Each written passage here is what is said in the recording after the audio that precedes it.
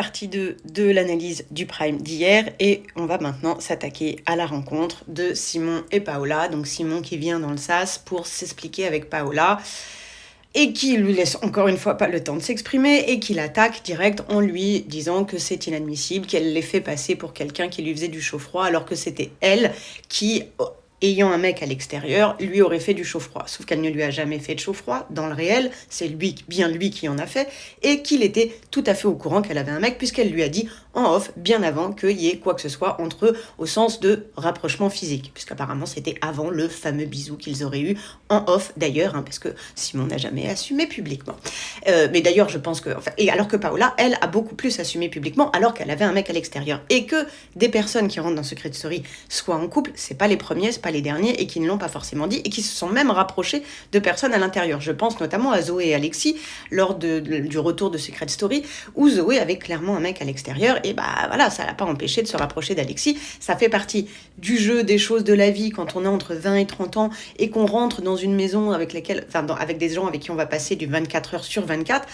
Il n'y a rien de surprenant là-dedans et même au bout de 2-3 semaines, ça peut aller très vite étant donné que, j'ai envie de dire, qui n'a pas été en colo ou même animatrice de colo pour ados pour se rendre compte de tout ce qui peut se jouer et même parfois entre les animes. Bref, donc c'est pas juste une histoire d'ados, ça peut être aussi une histoire de jeunes adultes.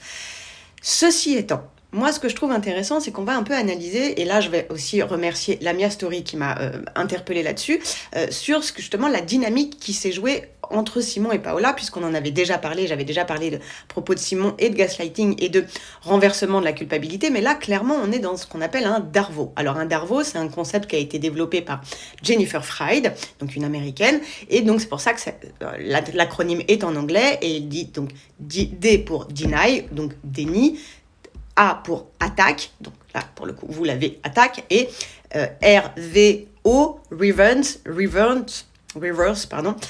victim and offender, c'est-à-dire inversion des rôles de victime et d'agresseur.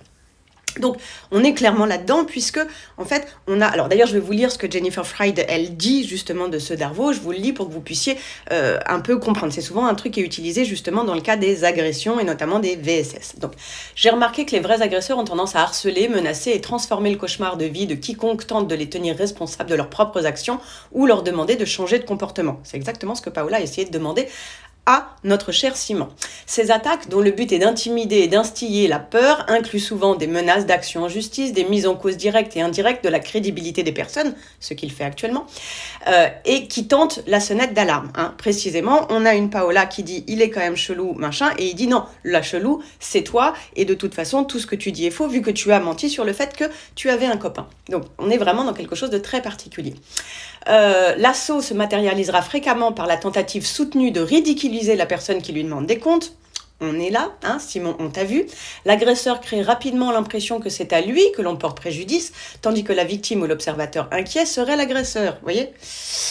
On voit bien le renversement et comment ça s'est posé et comment il essaye d'embarquer le public avec lui là-dedans. C'est-à-dire qu'il essaye de se faire passer pour lui, la victime.